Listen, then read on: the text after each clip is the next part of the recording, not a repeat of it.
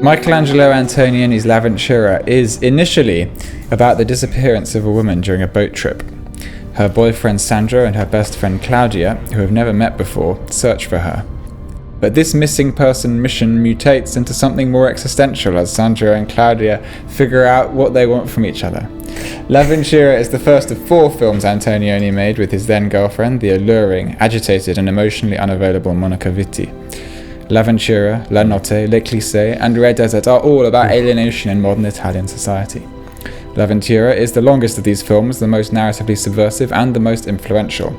You cannot tell the story of film without mentioning L'Avventura, but has it stood the test of time?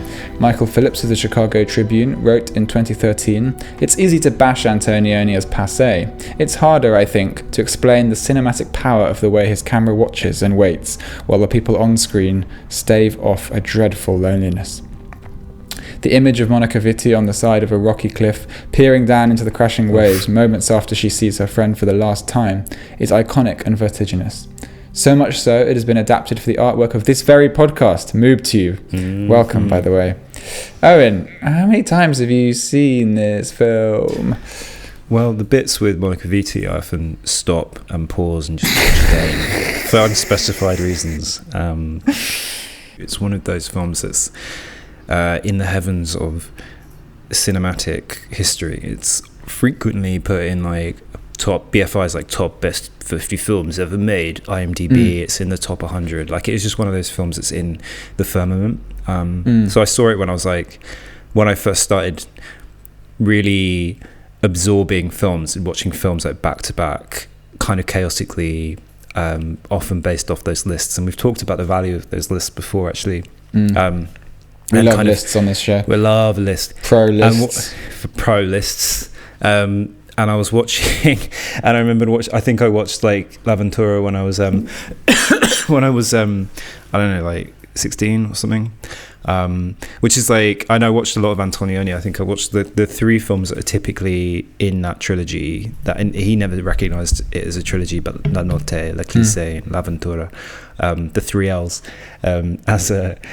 and obviously at that point you're completely unprepared to relate in any way whatsoever to L'Avventura or any of those films, because like you said, they're about this disaffected post-war Italian bourgeoisie and their alienation in the modern world. And so obviously you're like 16 watching this in the countryside of Suffolk going, yeah, I totally relate, mate. Antonioni. But it did inform what I thought good film was, and still do, actually. But so I've seen it probably, L'Avventura I've seen probably like 5 or 6 times over the years. Last time was maybe 4 years ago, until like, well, yesterday and today, where I was rewatching it in bits. And I have a lot of thoughts. I have a lot of thoughts actually about this film that I hadn't noticed. How should we go about it? Do you want to go through the narrative, or should we just kind of explore different dimensions of it? Let's just explore different dimensions. So you said a quite leading thing, which is that it's about, I think I'm trying to remember your words, that like disaffected, like alienated Italians. Oh yeah, alienation in modern Italian society. Yeah, unpick that, because this is how people frame L'Avventura, and I'm not saying it's wrong to frame it in that way, but let's unpick that, because that is what people say about L'Avventura, that it's a film about alienated, disaffected bourgeois people, and I even said that. So is it? Well, I suppose a characteristic of alienation is not really feeling what one would normally feel in a certain situation, not kind of having a healthy emotional response to things. And a huge preoccupation for these characters is a confusion around their feelings. They seem to be missing feelings, or they feel that they are missing feelings. Monica Vitti's character, Claudia, when she realizes that she's falling in love with Sandro starts to she notices that she starts to worry that her best friend might come back from the dead, and she should be mourning that friend. And she realizes that she doesn't want her friend to be alive, when a few days before she was in a state of grief. And so she's wondering why she's not feeling the normal set of emotions. And I think that's very much, I don't know emotional history of the modern world. I don't know like how people felt before I was alive, really, but the further back you go, the harder it is sometimes to just dissect.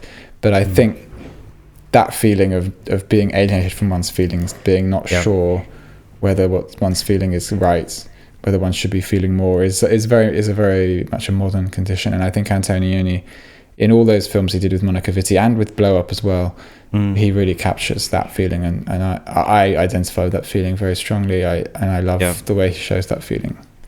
You're right. There's a the feel of not to feel. The feel of not to feel, the anxiety of having the wrong feelings in the wrong place at the wrong time, because the world that Antonioni's protagonists are ejected into is a world that's full of traditions and protocols and etiquette. These are predominantly middle class, upper middle class, aristocratic Italians who are architects and people of leisure, artists. They have a life of ease and comfort. None of them seem to have jobs, or if they have an interest, it's kind of in a really like dilettantish way. Like the character Corrado, who has supposedly he's the son of cynic, older guy with a pencil moustache who's a bit of a cynic, and he has like a youngish kind of woman who seems a bit of like a sugar baby in the film, and he kind of professes an interest in history and tradition. So when they go to the island that Anna goes missing on, he's really supposedly excited about these ruins that are on this island. But then when someone kind of hands him a pot and is like, what century is this from? He just kind of like grimaces at it and hands it to someone else. And it's one of those really small details I didn't realize from watching it before, but you know, the one thing that he's supposedly really excited about, he just fobs off to someone else, and then that other one guy that he hands it to is Sandro, and Sandro then drops the pot. No, it's not Sandro, it's the slightly older woman's boyfriend who then just drops the pot on the floor, and it smashes, and they're like, oh well.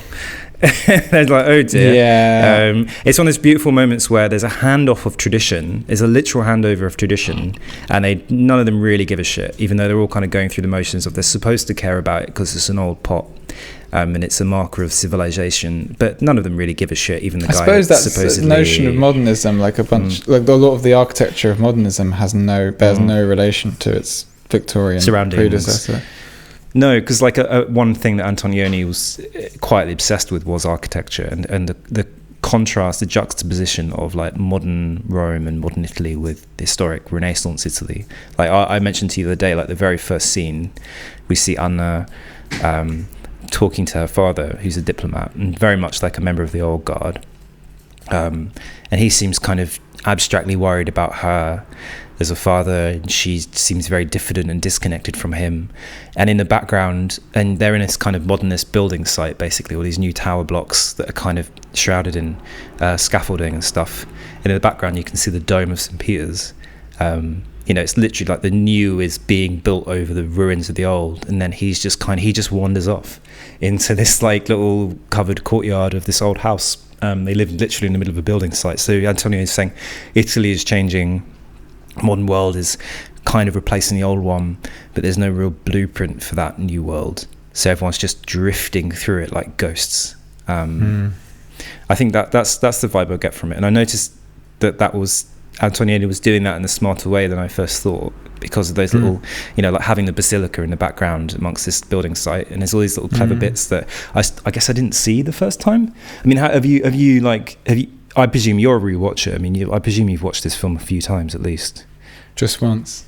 Just once? This was my second viewing, so yeah. Oh, wow. Okay. I watched it, like you, I watched it when I was trying to watch all the classics, and I found it pretty boring and didn't really get it when I first saw it. It just sort of I just sort of thought, oh, L'Avventura, that's difficult, I won't watch that again for a while. And then obviously as soon as it came out on Blu-ray with Criterion in the UK, I bought the Blu-ray because I just thought, Criterion sucker. I just thought, well, it's obvious that I will like this film next time I see it, because I like everything else from that era that Antonioni made, and this film is very highly regarded, so I'll just watch it again when the time comes. And the time came this past week, and I fucking adored it. And I was very moved by it. I found it to be, a real masterpiece. I don't have much. I'm really appreciative that you come here with the detail, because all I can really talk about is just the affect. I just felt lots of stuff. I just felt the not feeling. I'll bring out my. I've got a Keats quote, because I said earlier the feel of not to feel it, and then I was like, "That's flop my out, poem, Keats. isn't it? Go on. Ode to the a feel of smashed not pot. to feel it, when there is none to heal it, nor numbed sense to steal it, was never said in rhyme." Yeah, there is a disconsolate kind of.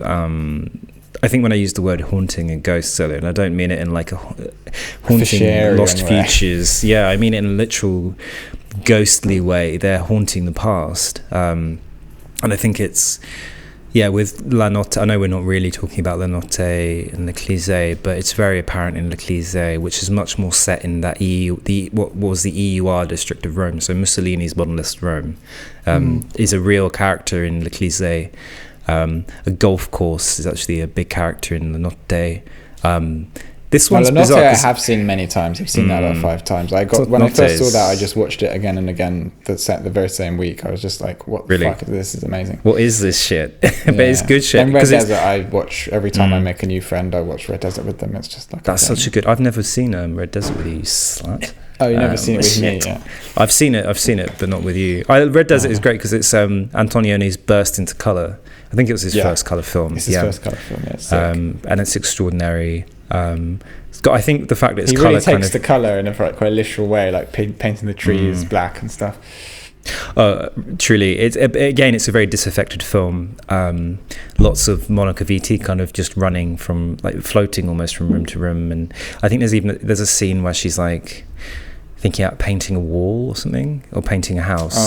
And that's a scene almost in L'Avventura where she kind of she's just kind of like freaked out because there's all these like 100 Italian guys in this public square who are kind of staring at her, and she kind of goes into that shop and she's like, blue paint, to kind of escape the eyes of these men. But the weird thing about that scene is that she's worried she's seen Anna, which is crazy because the only people around her at that point are just guys, like all these guys like silently catcalling her, if that's possible.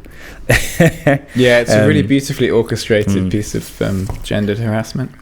I think all really gendered harassment, in Italian American tradition, should be beautifully orchestrated.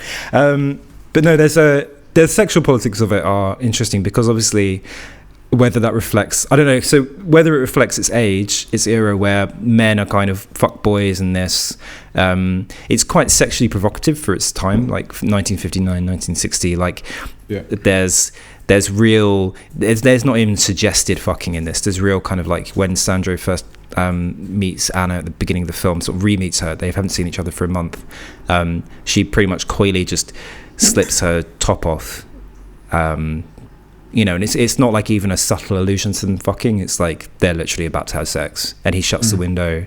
It's much more provocative than like, because even into the 70s and 80s, you get films where but it's still implied. It's not like Gaspar Noé's Love or something, Yeah, there's not like full penetrative. Imagine Antonioni doing full penetrative though. That'd be amazing. But it's more than. I can imagine Bresson doing full penetrative before I can imagine Antonioni. Beautiful, man. I mean, no, it's still implied. Bressonian porn. Super up close. No, it's too close. Because there is a that's the real origin of the hand job in Bresson. Master of the hands. But it's still implied, but it's much more aggressively implied than a lot of films of that era. It's not like, you kind of get a scene where his head is in her neck, kind of. I suppose all porn is Bressonian in a way.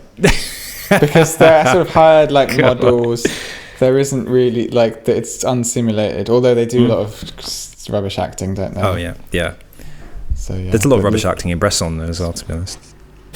Well, it's not acting, is it? They're just kind of carrying out orders. That's true. This is sort of falling apart. Your self-policy orders. This will be a good thing to clip. But anyway, I mean, let's talk about it for a minute, because the sexual politics, I don't want to be all woke and everything, but the sexual politics of this film God forbid, are quite present. Sandro in a way kind of flits from woman to woman. He discards Anna. There's the assumption that I said to you the other day when I was like, oh, this is the first time I've seen this film and really wondered about what actually happened to Anna. It never seemed that important in previous watches, I suppose. But it's like the implication is she committed suicide, she had an accident, or she was killed. I suppose those are the possibilities, aren't they? It doesn't really matter what, in a way, what led to her death, right? The fact that it's more about the reaction and people's kind of response to her death, and how they should feel about her death. I don't think it's a why that really matters. It doesn't much. But What do you think? Let's do the why anyway. What do you think the why? Do you think I'm right about those three whys? Suicide, accident, or murder? I don't think she's killed herself. No. No. But I don't think anything else either. I think it's I'm still at the stage, maybe because I've only seen it twice. I'm still at the stage of just accepting her disappearance as a sort of, as like the goalposts of the narrative. It's a vanishing more than a disappearance, almost like it's dematerialization. I wondered, like, I was watching it this time and I was thinking, well, maybe one thing that I kind of didn't pay much attention to before was her staging a shark attack. Remember when she's swimming? Oh yeah. And she's like, she says to Monica Vitti, there wasn't really a shark, I made that up. And Monica Vitti's just like, okay. And you almost wonder if she tried to stage another accident it's partly an attention thing, it's partly and you wonder if that kind of staging went wrong. Like maybe she tried to make it look like she was going to jump from the cliff and actually fell. There's all these tragic... I suppose what's groundbreaking about this film is that things which in a mainstream Hollywood cinema would be like crucial plot points are things that you sort of just vaguely remember a few days later. Yeah. Like the thing about the shark attack is a beautiful touch, but it's like it needs to be there, but it's not like key, it's not a detail that matters any more than the fact that the basilica is in the background of the shot at the start, But then, you look back and you're like, actually, that says so much about the character's action on the world, and their dysfunction, their emotional dysfunction. So I don't really know why I did that, but it kind of informs the assumptions we make about her behaviour and her disappearance and other characters' behaviour, because no one seems that worried about her shark attack. If you think about it, she's like, oh no, it's a shark, and someone's like, oh okay. I mean, are there sharks on the coast of Sicily? Let's say yes, because they don't disbelieve her. But when the guy comes out the water, she's like, oh yeah, there's a shark out there, and he says, oh well, I could have died in the water, and she's like, yes. There's all these like little dysfunctions, which are really beautiful. The warm waters of the Mediterranean Sea are home to at least 47 shark species. 47 shark species. But only about 15 of those species actually pose any potential threat to humans. That's 15 more than I want to pose threats. There have been in excess of 200 shark attacks in the Mediterranean Sea in the last century. One of those could have been, or maybe it was not. L'Avventura. That's not many then. Not many shark attacks. No, like that means that kind of 2 a year. No, that's quite I don't know. But it's safe. People say it's safe to swim. People say it's safe to swim. I've swum in those waters, and I wasn't attacked by a shark. Yeah, but I mean, how far in did? Because they're just jumping in. I could never swim in water where I can't touch the ground. I swam in the open sea pretty much. Jumped off shit. There's a film. There's a great film, Jaws by Antonioni. We're never going to review Jaws, are we? You wouldn't see the shark at all. Like you wouldn't even see the fin in a Antonioni version. It would just be someone talking later in a restaurant, like an empty restaurant, about the shark attack. To be fair, the scene in Jaws where the guy tells the story about the shark attack is amazing. There was it in Jaws 1 or Jaws 2? Anyway, we're getting distracted. We're getting very sidetracked. Carry on. There is an English woman in I think her name is like Susan Perkins or something. She's in a title. She's there was a tendency Gloria, the kind of implied prostitute escort kind of English woman. Implied prostitute. Well, there was like, she speaks Italian. It's obviously Antonioni, so it's really overdubbed. But it's like, come estai? I'm Italiano. Hello, I like to fuck the Italian meno for a bit. And she's hounded by loads of guys as well, and a kind of foreshadowing of Monica Vitti's hounding. She's like a sort of confessional author or something, and a socialite. And she says she's a journalist. Yeah, she says I'm writing a story about something, but she's treated almost like one of the guys, journalist, implies that she basically fucks for money or to kind of fund her lifestyle or something. And again, it's one of these kind of brash assumptions that's thrown around. I mean, we're getting distracted, but I want to talk a bit actually about Sandro, because Sandro's an interesting character, talking about people who he obviously he's kind of a bore. You know, and there's a scene when he talks to Monica Vitti. They're on top of a church roof, and considering his girlfriend, she just died basically, and her best friend just died. He's sort of talking about, maybe I should have stuck with being an architect. And they just have this really vapid, boring conversation, which is like, oh, I'm sure you could make really beautiful things. You're like, no, he can't though. He's just I'm quite prejudiced against Italian men. I think Italian men are they're like a bit intense and like really shut down emotionally. That is a generalization, listeners. It's a huge generalization. That's obviously not true of all. Have you seen the Grande Bellezza? Probably not true of Antonioni. No, but that's there is, when you meet Italian men, they do just have this. I feel sorry for them because they're not like. They're all 5'4". They're boorish. They've got small penises. They catcall. They can't help catcalling, and it takes up a lot of the day. They hate women. You see, they hate women. They hate other women, but they love other women. They're all very handsome, but like except I guess Pasolini's films depict a different kind of Italian masculinity. The more queer one. But Antonioni projects onto this like boorish, successful yet vapid, kind of successful middle class of men who are just kind of drifting. And I mean, the very fact that he's like, oh, maybe I could become an architect, and he's standing amongst these, he's kind of disparaging about all these incredibly beautiful Renaissance buildings. It's like, of course you could never create anything like this. You're another ghost that's floating through the rubble of a kind of grand civilization, and yet what you've got this kind of sports car, and you've got these fantastic suits and all these beautiful women. It's just, I think Antonioni was one of the first people to really put that kind of modern disaffection. You've got the whole world, and yet you feel empty vibe in film.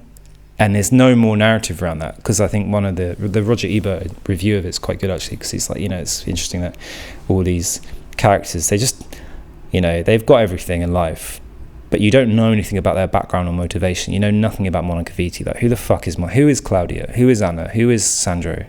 Who is Corrado? Like, you just have these visual surface effects. Like, they've got nice cars and nice suits. So, I guess they're wealthy, but how or why? And Antonio doesn't answer that.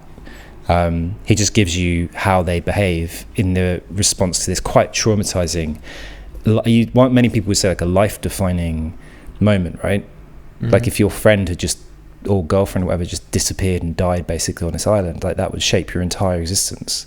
But they're within a couple of days dining again, back to business as usual. Is that weird? It's like the whole film must take place over a few days.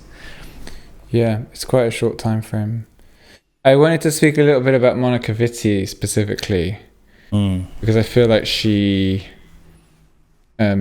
Antonioni was capable of making a good film without her, but I feel like her presence is so core to Antonioni's work. I think, I do love Blow Up, but aside from that, I think pretty much, his only real masterpieces are with her. The films with her, and she just, her performance is so light, so subtle.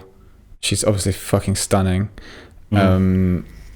She has this way of switching through emotions and kind of being caught up by joy and being caught up by sadness.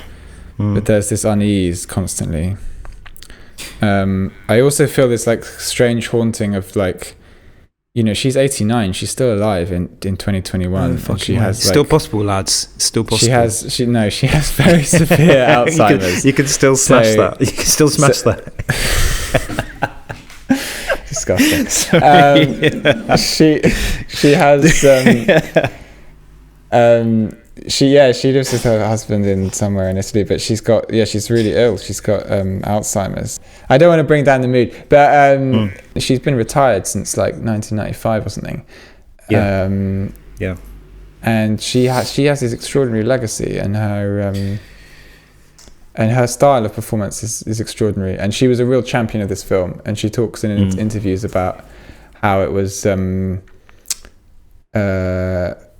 how the critics really panned it, and then there was this petition signed at the Cannes Film Festival. Yeah, about 30 critics or so. By critics and filmmakers. And then the following year, the Sight and Sound annual critics poll came out, and it put L'Avventura second to Citizen Kane. Yeah. It's the greatest film of all time. Which is the highest it ever scored on that poll, but it is in the top 10. It's still often. kind of floats in the top 10, if not the top 50 films. Yeah. But you're right. She has a fragility and lightness in these films.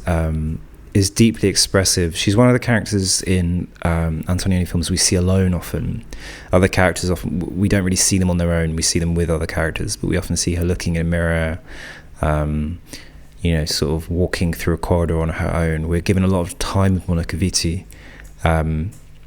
Just her reflecting and being more so than any other character. So really she's the star of this film. The same way she's a star of Red Desert.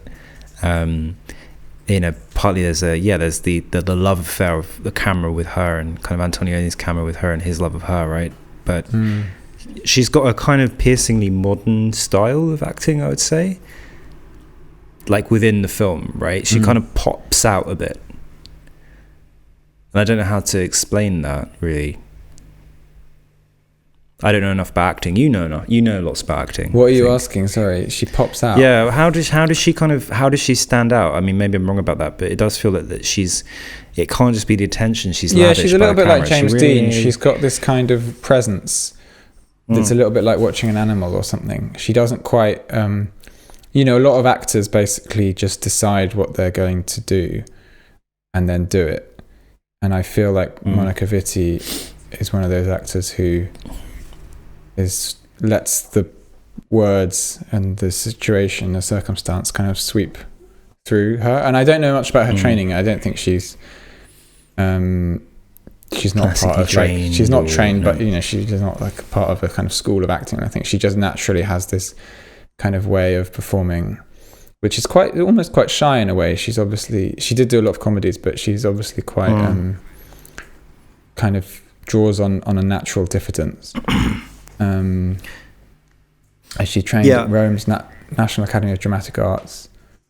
So she has, So she just did normal acting training, but she just has, she has extraordinary qualities, and she's got UCAS. She got 320 UCAS points. But she does pop. I think she's got a real lightness that she's not anchored to those scenes in any way. So when we see her moving, everyone else feels very heavy and clumpy, and she feels very kind of, even when she's pushed to the side, like we don't know her wants and needs. So in the film, frequently she has to kind of laugh at other people's affairs and liaisons. She's often looking from the outside in. So there's the boat where one of the men kind of propositions his wife, basically, and it's basically like, let's fuck. And she's like, oh, it's too hot to fuck, basically. And Monica Vitti's like, well, I'm leaving. The same happens again with the Corrado's young kind of girlfriend or whatever, when she's like flirting with this young artist who's like 17, and they start literally like heavily making out. So cringe. They start heavily making out on this table in front of Monica Vitti, and Monica Vitti just kind of laughs and then chastises the woman a bit. She's like, Julia, she's like, this is inappropriate. Yeah, she's quite demure, isn't she? Yeah, she is actually, but her love, she falls very quick. She professes her love, and she's very needy for Sandro's love. She's like, tell me you love me, and he's obviously incapable to, partly because he's recoiling in shock from the death of his girlfriend about 2 days before, but also I think actually that's the unspoken thing. Like the weight of the film seems to be about Sandro's, it's almost like the film wants you to ask, why is Sandro not committing to Claudia, when actually that's a completely wrong question, because actually he's suffering grief. He's going through a process of grief from the loss of. But sex and death are quite. Thanatos and Eros. Yeah, closely linked. I'm not going to be philosophical here, but sex and death are quite closely aligned drives, or kind of mirroring drives. And often when one is in a state of grief, one is more sexually hungry.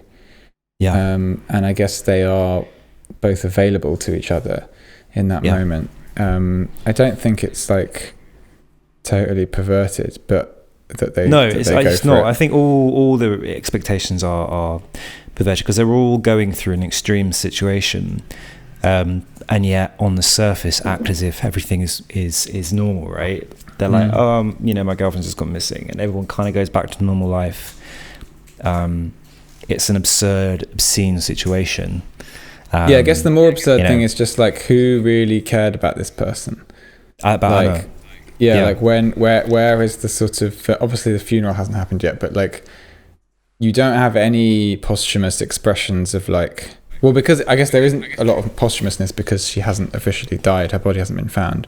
No. But there isn't no one reflects on like what an amazing person she was, or her qualities, or they're not like, I miss Anna for this, or no one misses her really. They just kind of are shocked by her disappearance. And she is kind of a bit of a nothing person from what we see of her. She doesn't express that she doesn't even want to go on the...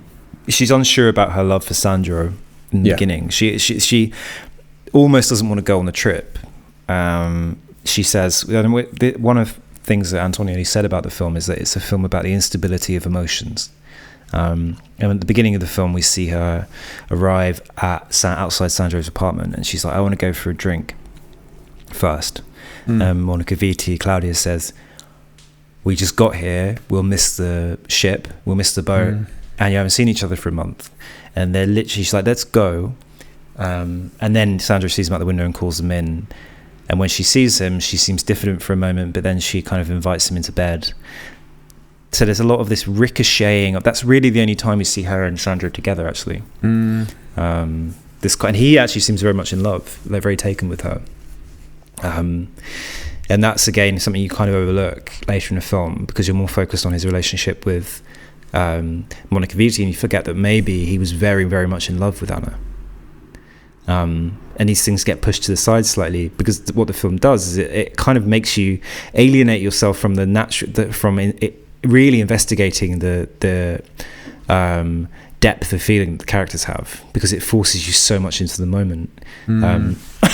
It's very clever from Antonioni, kind of making you almost alienated from your feelings whilst watching the film. You really do become like, you start having these falling into the trap of going, well, why isn't he, why is he being such a dick towards Claudia? Why is he saying he'll marry her in one moment, and then the other moment he won't say he loves her? And it's like, this is insane, because he's grieving for a woman he may well have been deeply in love with. And so you get all these wrong-headed notions about the characters, and it's very artful at doing that. So you start taking their diffidence for Red, whereas but they also don't know if they're grieving because they don't have closure on her disappearance. No, there was a scene. They don't know if they're coming or grieving. Literally, there was a scene shot apparently with the recovery of his. Pardon me. There was a scene shot with the recovery of Anna's body. It wasn't included in the final film for whatever reason, I don't know. Because it wouldn't have worked. No, exactly. I think it was actually shit. It would have been shit, isn't it? The very fact of a disappearance, her evaporation from the film, is what makes it really proud. I think, if you'd had a scene where her body was recovered, it would have made the whole film less interesting. Yeah, for sure. Because that's not what the film is about. It's not like a mystery film. No. It's... how much do you know about the production of L'Avventura? It took a while. The production company folded like a week into production or something. It was basically kind of carried what's a good metaphor? Tooth and nail? I don't know. Tooth nail? I'm sounding like Boris Johnson now. Your roadmap through grief. The production of this film was chaotic. It was, straws in the wind. It was, it was difficult. I mean, it's just most of these good films are difficult to make, aren't they? You heard it here first, everyone. The good films, they're hard to make. I'm genuinely not that interested in the production process for Lavin Shira. No. I'm much more interested in its critical reception and like the sort of cinematic qualities of it. Okay. But yeah, obviously it was like a risk to make the film because it was quite innovative. Most innovative films are like, hard to make. Yeah, they sort of have some sort of struggle they go up against. It's true. Or maybe that struggle strengthens the motivation and makes it a sharper operation. Well, I think by exhausting the characters, they were. Yeah, I know a little bit about production. They were stranded on that little island for a few days without food or water. Oh wow. A lot of it took the scene where Claudia and Sandro have sex for the first time on the kind of tuft in that ghost town when the train goes past. Took many shoots apparently because the train only went past once a day in the morning. All this shit, but I think overall it sounds like quite a like chaotic and failed film, which kind of Antonioni dragged through, and the final product is one that's very clean and serene, but like still waters. There's a lot of shit going on underneath it, and I think it's almost, you can almost imagine people's diffidence and indifference was kind of the result of the production of the film, where everyone was just fucking exhausted, not getting paid. It might be immaterial, because this is what I was saying to you the other day, when how seriously should we take the outside of the film, the unseen of the film? Like, should we just not analyze what's like literally in front of our eyes? And there's plenty to like chew through. There's so much we've not talked about as well. Can we talk about the final scene, actually, this kind of final, I don't want to call it confrontation. It's a very famous scene because it's often screenshotted when L'Avventura is shown. Do you want to talk us through the final slightly confusing party, would you call it? Or I don't even know what's a situation, how to describe that. It's a bit like, I want to talk just at the end of the show about Eyes Wide Shut very briefly. But it's a bit like this beginning party in Eyes Wide Shut, not the masked ball, but the sort of, it's just a gathering of sort of famous rich people, rich and famous people, and it's in a hotel, and everyone's sort of and there's the classic Antonioni ambivalence about whether or not to participate, and Claudia notices that Sandro is not in his bed. She goes down and finds him in the arms of the 19-year-old socialite, novelist, English woman, prostitute, and he just kind of realizes immediately how he must have hurt her and runs after her, leaving behind the woman. So there's always someone getting hurt, and then, she's just stood on this kind of ridge, this balcony, and she's crying, and he sits down beside her, and he's crying, and she strokes his skull, his head, his hair. It's very, very powerful. And he cries, which is the first showing of real emotion, I suppose, for him in the film, right?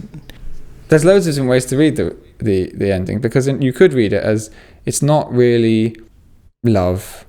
No, it's a kind of indirect processing of grief. It's a kind of distraction.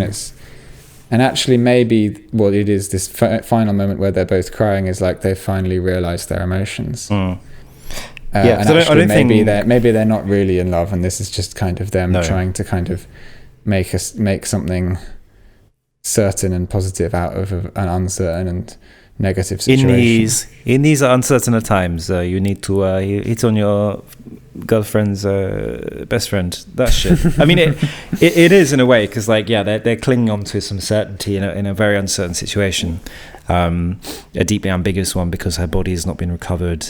She is neither living or dead, and there's a moment where it feels that Antonioni isn't saying this is a deeply cynical world where people can't connect. He just says people are alienated from their emotions. It doesn't mean they can't be reconnected with their emotions. It's not deeply cynical. They're also showing each other. It might also be like a development of their relationship as lovers, that they're like sharing feeling. Well, that's another way of kind of seeing it. So you can view it as like the end of their affair or the beginning of their romance, the beginning of their love. Because in fairness, before, when she asked for, why won't you say you love me, for a very real reason that he doesn't know. I'm sometimes a bit loath to rewatch films,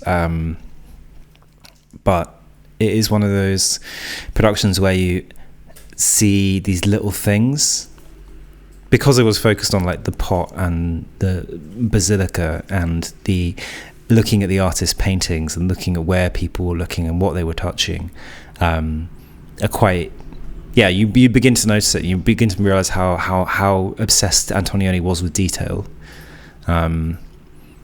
which is quite striking. But yeah, that's really all I can say, man. Like I was pleasantly surprised as well, because I think we've tended to shy away from like the big heavy classic, I think. Except when we reviewed 8.5 and Mulholland Drive in the same week. Well, yeah, we did go through a little phase, but for the broad part, we've not Tarkovsky, and I'm glad we went back into the fold of like a film which deserves its praise, but not just because it's a serious film by a serious director, but there's a lot of depth in there, isn't there? So there's a couple of things just generally for the outro of our show I wanted to cover. One of them was that I watched Eyes Wide Shut recently for the first time. Yes. And was pretty bowled over by it. I loved it, actually. Fidelio. Yeah, I thought it was pretty. I'm not really interested in the Epstein thing. I don't really care about that. But no, fuck that. I did think it was pretty. I mean, it's kind of funny because Tom Cruise is just so weird, but also he's so weird in it, isn't he? He's this little like sex ferret in it, in a way, because he just can't get pussy. The whole film is about how he can't get pussy, not from his wife, not from a prostitute. No, he gets cocked, and then he gets into the masked ball where everyone's fucking. And he's so obsessed with it, and everyone's so blasé. And I suppose that's the heart of the power politics of it, because he's very much like, cool, I'm in the cool secret sex dungeon society. I'm going to get some super weird pussy now. And everyone's like, oh, you don't belong here, do you? Yeah, it's like a bad dream. It's really like, no dream is ever just a dream, as he says. Yeah, it's fully like a kind of, it's just neurosis on film. And film is a very modern medium, and neurosis is quite a modern condition, or a modern definition for probably quite a timeless condition. But yeah, if anyone's listening to this who hasn't seen Eyes Wide Shut, and for the very understandable reason that it's a bit long and not generally sort of celebrated, give it a watch, because I think it's very good. Yeah. I was just pulling up. I was just going. And it's also a film about people who can't feel things. That's why I wanted to mention it in this episode. About, you say, the inability to feel, the alienation from our feelings is part of that. Like he does all these things. Like he sees the hooker. He goes to the masked ball. He does all these transgressive things because he's trying to like elicit some kind of emotional reaction from himself and from his wife. It's Catching the Rye for like grown-ups. Well, I can't read, so I don't know Catching the Rye. Well, I'm blind, I'm so illiterate. Yeah, I'm blind. I'm blind and deaf, which makes me a perfect podcaster for films. But you wanted to talk about, so we did Eyes Wide Shut. Maybe we'll review Eyes Wide Shut fully at some point. Maybe, probably not. But you also the other thing I wanted to say, Fassbinder, didn't you? Yeah, Fassbinder. So that someone's made, it's called Enfant Terrible. Wait, can I'm going to do something. I'm going to depart. Carry on talking. I haven't seen the trailer yet. I thought we could maybe do a live watch of the trailer. Should we do a live watch? Let me just pull it up. Okay, so slapping, did you have to hit me that hard? So this is reference to the fact that he was a cruel person to his people he worked with. Have you ever watched a Godard film? He screws rules, he does what he wants. Next year we do 7 films, alluding to his prolific nature. We'll do one after another. We both want to keep moving artistically. Do we really need that? Indeed. So lots of shots of him filming things. We're shooting a film. He's screaming and shouting. Have you still not understood what that means? I mean, the likenesses are very good. He does look quite a lot like Fassbinder. He does. He's got that kind of sloppy, sweaty, chubby, like sort of bum fluff beard thing. Yeah.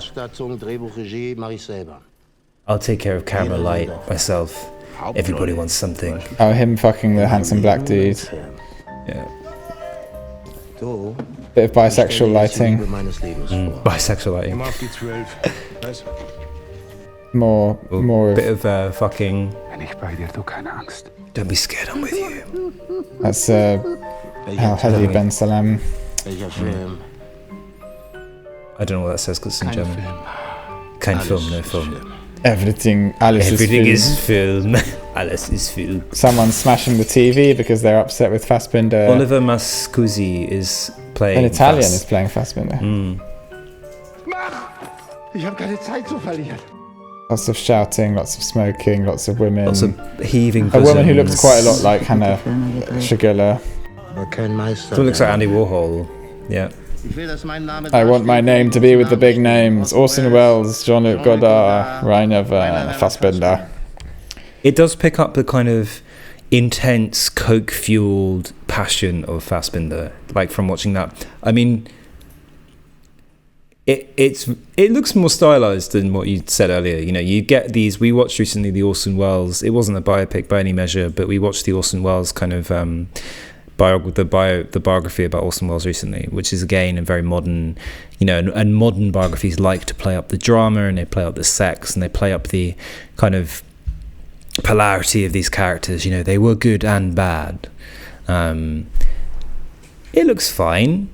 It looks bad. I really hate the whole endeavor of making a film about Fassbinder. I'm going to say now, if you think that it's a good idea in 2021 to dramatize the life of Fassbinder, then you understand very little about like the human condition. I think it's just very lazy. Retarded. I don't understand why. Like, it's just this kind of, it's this sort of Allen versus Farrow, like, oh, how we must like constantly create like moral complexity and constantly show all these like people. Is it a genius or is it an abuser?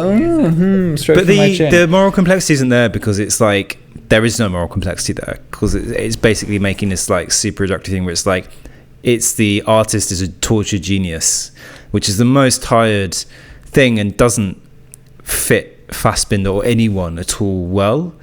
Well, it doesn't do justice to the practice of making art to attempt to kind of make moral proclamations. Because it also, I suppose, when you see Fassbinder talk, there's a likeness that they've got there with this kind of sweaty, cokey, kind of chubby guy with the beard. But that's about as far as it goes. But he did that likeness himself. He was in almost all of his films. He literally made films about how much of a nightmare he was to work with.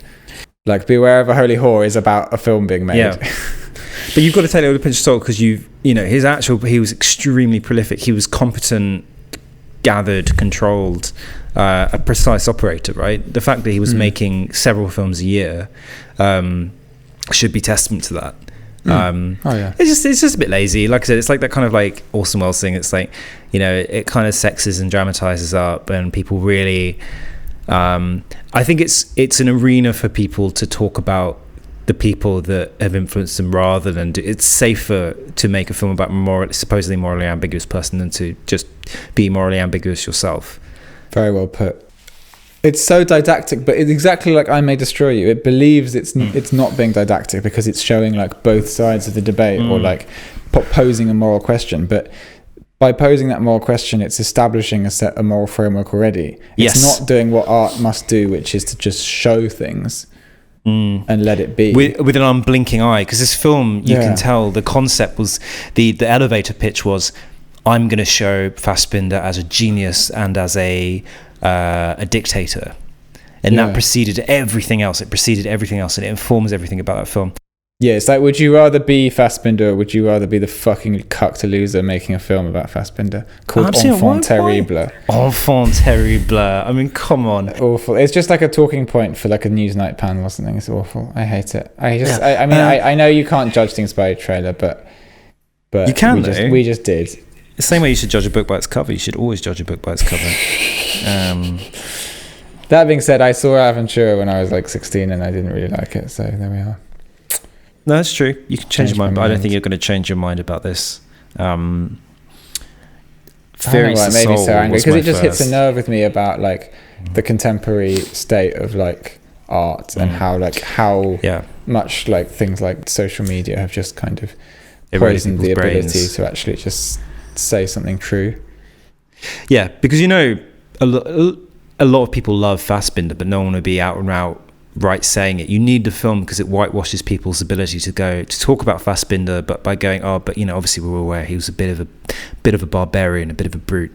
I was really enjoying that period of time where people didn't say that. It was always really funny to me though that people would say that about. I mean, I guess Polanski, if we're going to compare crimes, I guess Polanski, it's just. But like people always. He's never been tried in the States, Ralph. With Polanski, people always immediately remind you. Same with Woody Allen, like immediately remind you, by the way, he did this thing, so that changed everything. Whereas Fassbinder, no one really does that because it's like kind of implicit that he was a bit of a prick. I just thought we'd kind of cover that briefly because it's a bit of film news for We don't do news, do we? We don't really do like kind of this week in film because nothing really happens in film. Nothing, especially not during the pandemic, which is the whole reason we commandeered this pod. But yeah.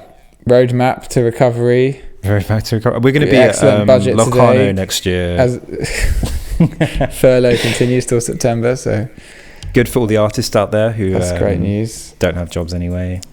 Yeah. All of our listeners who are currently furloughed while working at the BFI or South Bank Centre or the ICA, we feel you. You're going to be okay till September. If we introduce a Patreon subscription model, we know you're going to be able to pay it. So we know the money's guaranteed. We're going to siphon off your it's a nice thought. All right, thank you for listening, listeners. Stay in, stay warm, stay morally complex, alienated from your feelings. We don't know what we're doing next week, actually, do we? Or do we? Catherine Bryant, hopefully. Yeah, more to come. Keep an eye on the social channels. We'll tell you more. Aye. Nice one, Captain. Bye.